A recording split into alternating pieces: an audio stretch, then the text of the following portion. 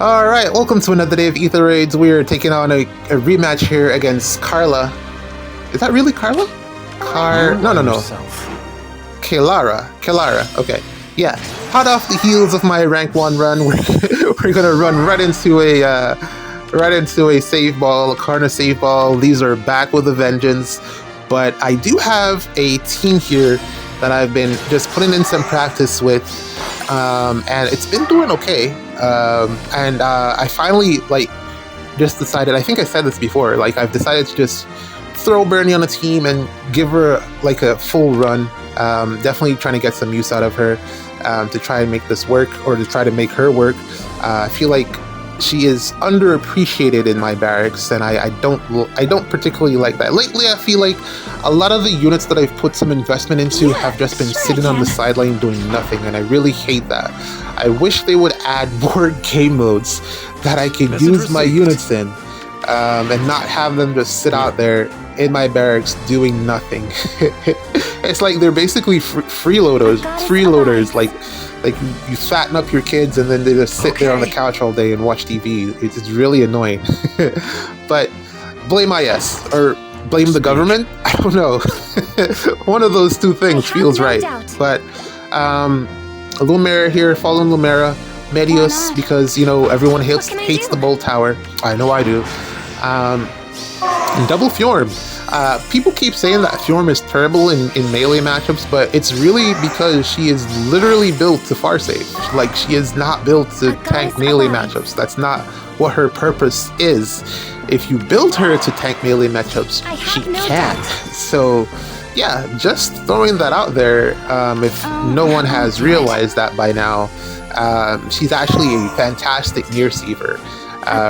Around the realm of, I want to say Grima, if you can put enough speed on her, and she's already pretty fast, but if you plus speed, IV, and just a couple other things, it's very difficult to outspeed her. So yeah, don't sleep on near save Fjorm. She's actually very viable. It's just also a ton of fodder. You may not want to do that. I mean, as you can see here, Crom is getting a butt ton of stats, and I can't outspeed Fjorm, so there you go. And also, I did actually use her on defense. I just didn't put her in the defense replay because I'm still testing out a little secret defense for Dark Season. So yeah, you'll see it eventually. Let's see how that one pans out.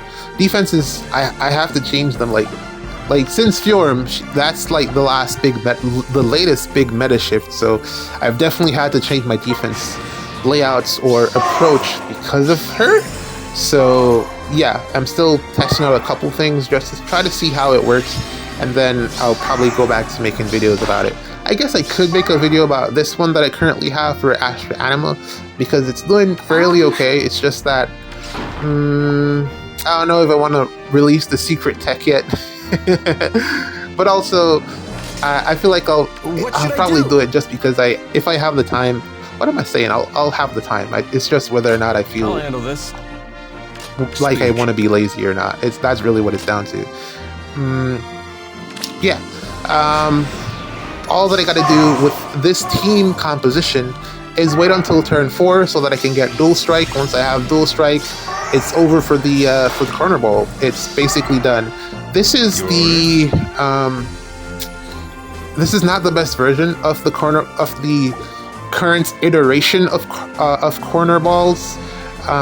There is a better layout, or there are better layouts that I have seen that I specifically chose not to showcase, because normally that's what I do when I come across a defense that I can't beat. I show it off.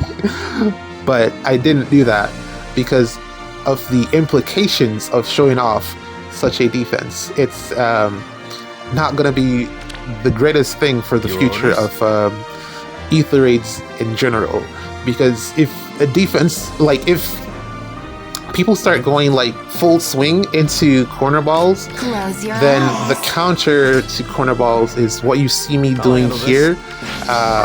Actually, I made a mistake there. I actually should have rallied Crom first before I did the to change fate, because now I can't rally. My bad. But also, even IS is pointing us in that direction because I just looking at the units that they've released lately, I can tell that is where their head is at, or where that is where their design phase is going towards being able to hit 4 times in concession, or like, you know, just 4 times in generals, even 5 if you can get to that 5. Well, not even that. If you have potent, I think you'll do just as well. I think in Brave Crom's case, if he has potent, because he's going up against armored units, What can I do? if he has that 3rd strike, because he has armor effective damage, I have no that doubt. 3rd hit will still be a ton of damage, because typically he's hitting most armored units for 99, except for, like, let's say the new Myrnie. He doesn't hit her for 99 because she's green and she has a butt ton of res of defense, so there's that. But typically on his 3rd hit, he should do considerable damage because of the armor effectiveness, and also, well, nah, forget. I was gonna say if he can get a special to hit, but that's not a factor. But here it is, Fjorm getting outsped finally, and look at that, plus 55, 52 speed is what I needed to outspeed this Fjorm. And you know, the truth is, you really didn't even need all of that, like, oh my god, 157. Jesus. But yeah, just being able to hit her hard enough What can I do? to put out damage, as you saw, the 2nd hit brought her down to like 30 something. I could have then, like, on a follow-up attack, went in and taken her out. So yeah, armor effective damage, definitely where it's at. Or it was, like, even back when corner balls originally came out, armor effective damage was a big boon in terms of being able to take them out. So it still hasn't changed. There's always going to be armor effective damage unless they start running like surveillance shield on their armors. Then maybe you can have a problem there, but then you can always just, that's less stats that they will have, which makes it easier to take them out with units like, let's say, Seliph, or What can I do? your color matchups are definitely going to matter more at that point. So you're probably going to want to bring like a green melee cav, or just a green melee unit in general. It doesn't have to be a cav. I brought Crom because 3 spaces, reposition, extra action, all of those things are favorable. But this team is like so specific that it doesn't even feel necessary to bring, because I don't think I'll see this defense again for the rest of the week. So I'll handle this. I've had this since like the first day. I just haven't used it. Like, I can't find a reason to use it outside of tackling this specific defensive archetype. It really has no other purpose. I was like considering if I should give Crom Gale Force or something, but then he like misses out on kills. Like, let's say against I trained for this. who's that guy again? Gatry. He's unable to kill. Well, he does a ton of damage, but if you want him to take out Gatry, you really need to give him like a special Milk Order, Glimmer, Moonbow, whatever the special is. But he really needs a damage special to take out Gatry. I guess if you want to hit the special more consistently, then go for a lower cooldown special. That makes more sense. Stay alive, Bernie. But I gave him the quarter because he got an amazing refine, and I think he'll age really well. So I'll do it. investments were made. Spring Sylvain came in handy finally.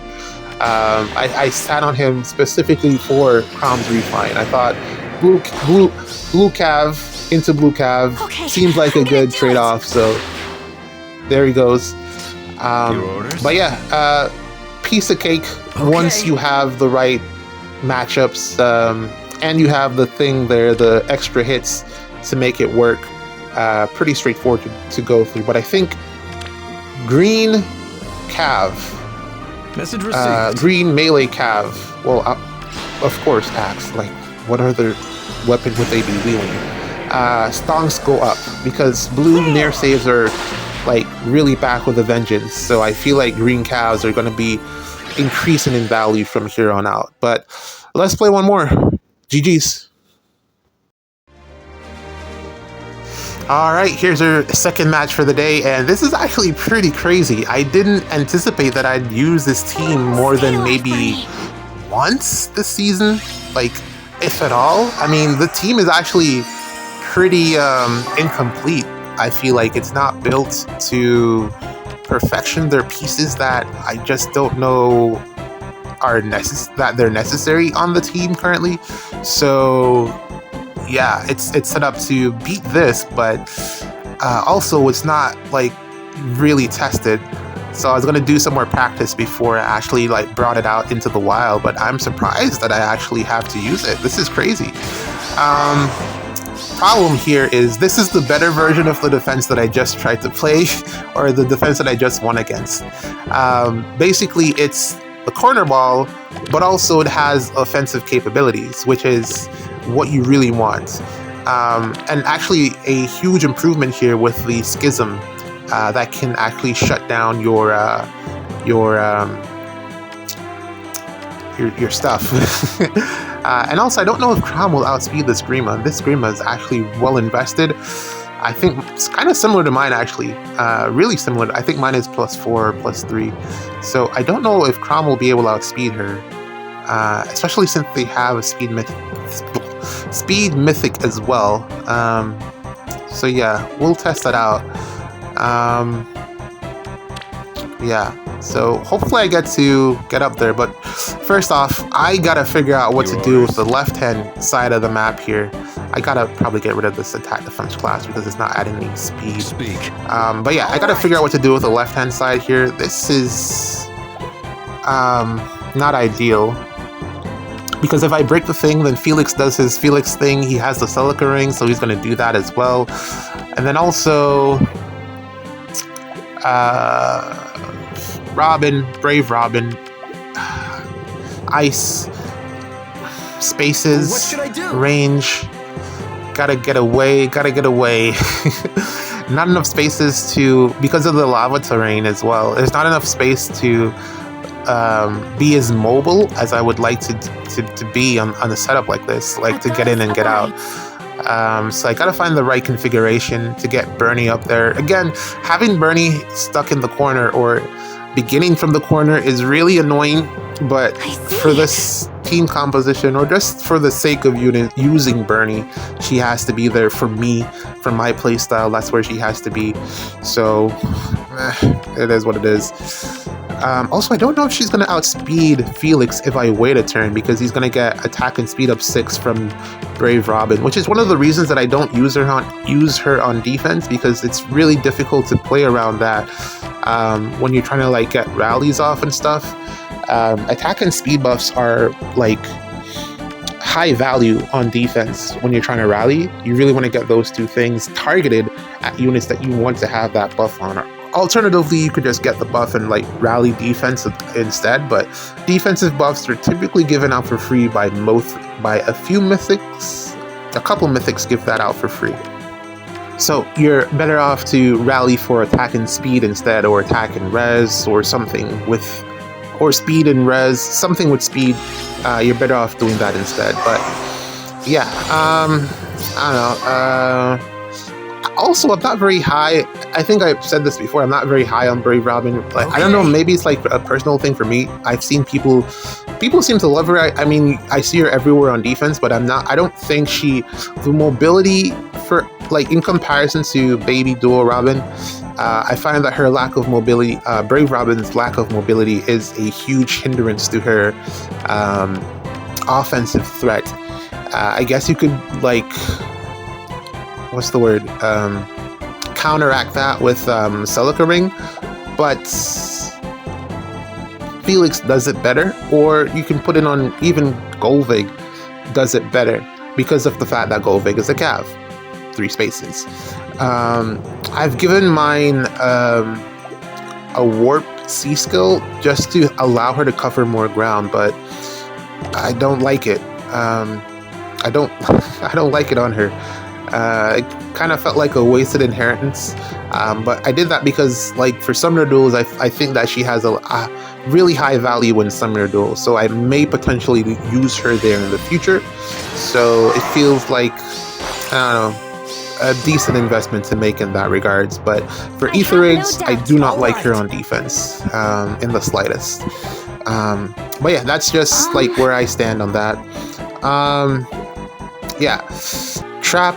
I think that Trap is real, and it's not really so much about the Trap being real as it is about being able to escape once I get out. I want to initiate on the trap that is directly below Felix, so I have to plan around that trap being real.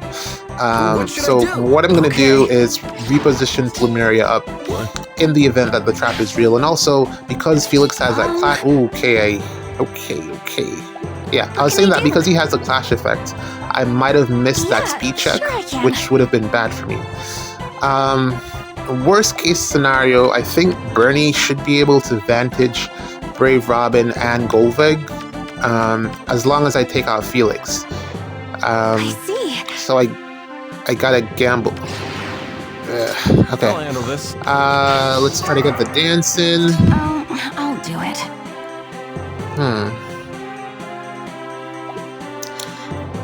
I just realized something actually. No Kanto. So if I dance with Plumeria, then Golveg and Brave Robin will be able to attack Plumeria.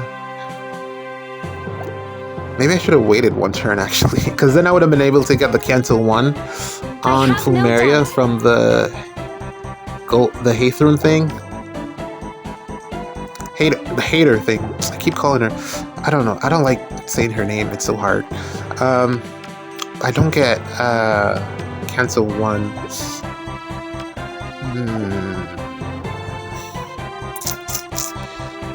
I think this is washed. This is definitely chalked.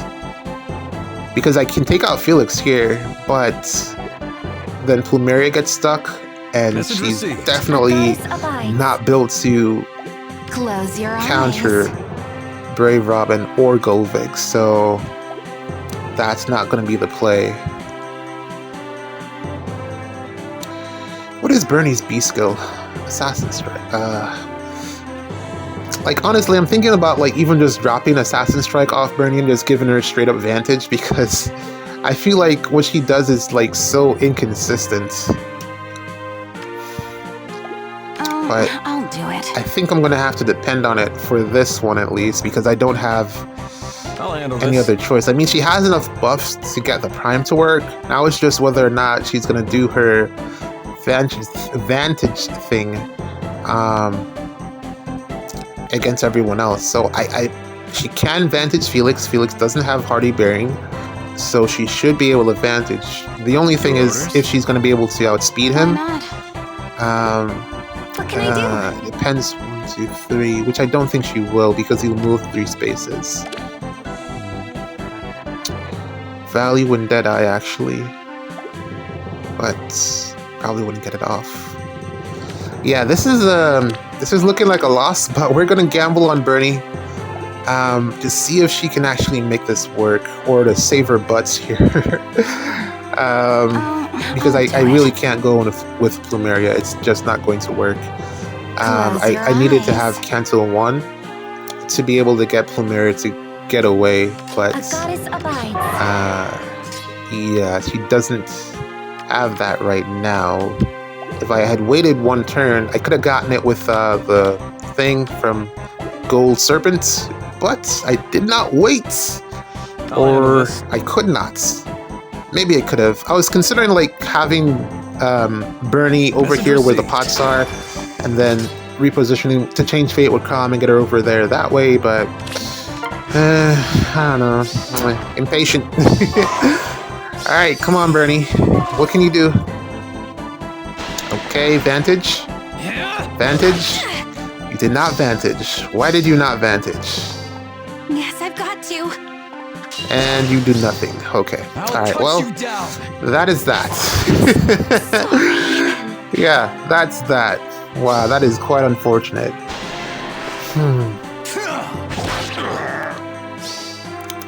It's so confusing why he doesn't like do more damage and... Oh, okay, it's Gust. Never mind, it's Gust.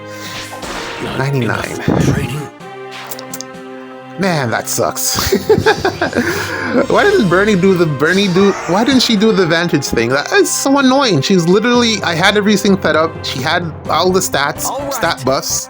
She had the -1 health. She wasn't healed. Why didn't she Vantage? It's so annoying. Oh my god. Oh, man.